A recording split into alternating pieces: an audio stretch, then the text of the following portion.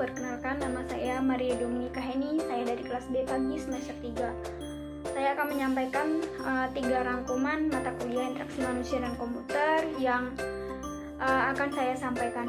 Dan yang pertama yaitu pembahasannya tentang help dan dokumentasi. Help dan dokumentasi, penanganan kesalahan hampir tidak ada sistem yang berjalan sempurna sebelum melewati berbagai rentanan kesalahan atau error. Ada beberapa cara untuk menangani kesalahan, dan yang pertama yaitu meminimalkan kesalahan user. Interaksi menu lebih baik daripada perintah baris. Compage pernah mempertimbangkan untuk mengubah press any key menjadi press enter key dikarenakan masih banyak yang menanyakan letak any di keyboard. Cara mengurangi kesalahan user, misalkan seleksi user yang tepat, pelatihan yang memadai, serta desain peralatan. Dan yang kedua yaitu menyediakan kemudahan recovery dari kesalahan. Tipe dari kesalahan user ada 3, yaitu yang pertama kesalahan persepsi, dan yang kedua yaitu kesalahan kognitif, yang ketiga yaitu kesalahan motorik atau gerak. Kesalahan persepsi, gagal menangkap informasi, gagal menangkap perhatian pengguna. Sedangkan kesalahan kognitif yaitu kemampuan yang kurang, contoh argumen yang tidak konsisten pada sintaks command linear. Kesalahan gerak atau motorik yaitu lemahnya koordinasi tangan dan mata, tekanan kecepatan, contohnya yaitu klik mouse single atau double, mengetik dengan cepat membuat banyak kesalahan. Nah, help dan dokumentasi. Perbedaan sistem help dan dokumentasi adalah bahwa sistem bantuan berorientasi terhadap masalah khusus, sedangkan dokumentasi berorientasi pada masalah umum atau keseluruhannya. Nah, sifat-sifat help dan dokumentasi yaitu yang pertama availability, user dapat menggunakan bantuan pada setiap waktu selama berinteraksi dengan sistem. Dan yang kedua yaitu accurate dan comprehensive, bantuan ini seharusnya tersedia secara lengkap dan akurat. Yang ketiga yaitu konsisten pada sistem yang ada antara jenis online dan jenis tercetak. Dan yang keempat yaitu fleksibel atau flexibility, membantu setiap user berinteraksi dengan keinginannya. Unobtrusiveness seharusnya tidak mencegah user dalam melanjutkan pekerjaannya atau terpengaruh dengan aplikasi user. Paper-based atau tercetak, keunggulan menggunakan paper-based yaitu pengguna dapat menggunakannya di luar masa pengerjaan tugas, sedangkan kelemahannya itu pengguna akan kesulitan saat menjalankan sistem karena kurang praktis. Yang kedua yaitu computer based. Command assistant ditemui pada sistem DOS dan Unix. Penggunaan dapat menggunakan bantuan dengan mengetikkan parameter tertentu. Command prompts, jenis bantuan yang biasanya tampil bila pengguna melakukan kesalahan sederhana, misalnya kesalahan sintaks dan lain sebagainya. Sedangkan content sensitive help, jenis ini berbentuk menu based, sistem yang menyediakan bantuan pada menu option. Online tutorial mengizinkan user bekerja melalui aplikasi dasar dengan lingkungan percobaan. Online documentation, jenis ini tersedia secara online di internet atau intranet khususnya untuk aplikasi yang diproduksi secara manual. Merancang help dan dokumentasi harus mempertimbangkan beberapa hal, yaitu perencanaan seharusnya tidak seperti add-on pada sistem, secara ideal seharusnya merupakan bagian integral dalam sistem.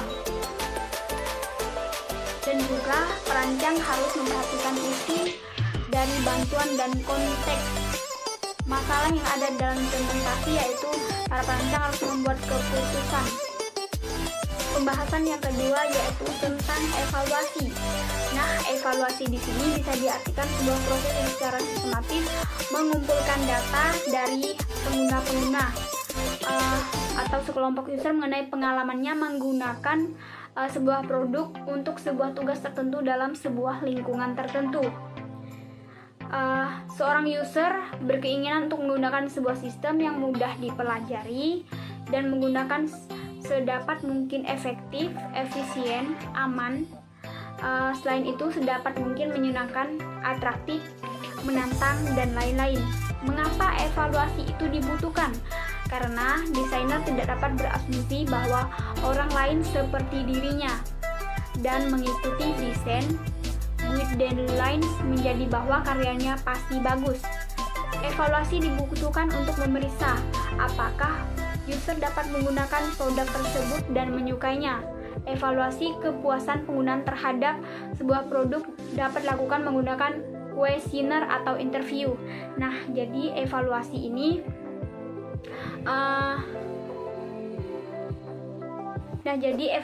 ini sangat penting juga, bisa diartikan sebagai penilaian apakah baik atau tidak. Kapan evaluasi dilakukan? Evaluasi dapat dilakukan pada selama proses pembuatan produk tersebut, dan produk tersebut telah dipasarkan. Jika ada kekurangan atau perubahan kebutuhan user, maka produk tersebut bisa diberikan versi yang terbaru. Paradigma evaluasi yaitu quick and dirty evaluation, yang kedua usability testing, yang ketiga field studies, yang keempat predictive evaluation. Quick and dirty evaluation adalah umpan balik berupa keinginan dan yang disukai dari user yang disampaikan secara informal kepada desainer tentang produk yang dibuatnya. Evaluasi ini dapat dilakukan pada semua tahapan pembuatan produk. Usability testing. Evaluasi ini cukup dominan digunakan pada tahun 1980-an. Cara yang umumnya digunakan untuk membuat sistem ini yaitu dengan cara melihat secara langsung, merekam dalam video. Evaluasi ini menggunakan questionnaire dan wawancara kepada user tentang kepuasannya menggunakan sistem tersebut. Penelitian dilakukan di dalam sebuah laboratorium di mana user diberi suatu treatment tertentu, misalnya cahaya, suara, warna, dan lain-lain. Field studies berbeda dengan usability testing. Evaluasi ini dilakukan di lingkungan asli di mana user bekerja. Evaluasi ini dapat digunakan untuk membentuk mengidentifikasi kesempatan sebuah teknologi baru, memfasilitasi pengenalan sebuah teknologi. Evaluasi teknologi. Teknik-teknik evaluasi yaitu observasi user, asking user their opinion, asking expert their opinion, testing user performance. Bahasan yang ketiga yaitu tentang website, identifikasi penggunaan dan tujuan website. Website atau situs web merupakan alamat URL yang berfungsi sebagai tempat penyimpanan data, informasi dengan berdasarkan topik tertentu. Sedangkan web page atau halaman web merupakan halaman khusus dari situs web tertentu yang tersimpan dalam bentuk file. Homepage merupakan sarana dasar untuk memperkenalkan secara singkat tentang apa yang menjadi isi dari keseluruhan website dari suatu organisasi atau pribadi. Kebiasaan yang dilakukan penggunaan website yaitu search dan browsing. Membangun sebuah situs, yang pertama itu mengidentifikasi sasaran akhir, menjabarkan daftar dari topik-topiknya, mengorganisir isi, menyediakan struktur dan perubahan bentuk isi. Mengorganisir isi website. Yang pertama isi tekstual, desain grafis, navigasi, struktur, link. Setelah website sudah selesai dibuat, maka langkah selanjutnya dilakukan pengujian. Hal-hal yang perlu diperhatikan agar website bisa dilihat semua orang. Yang pertama, gunakan top level domain seperti .com, .net, atau .org. Usahakan saat memilih tempat hosting website, ambil lokasi server sesuai dengan siapa target user website.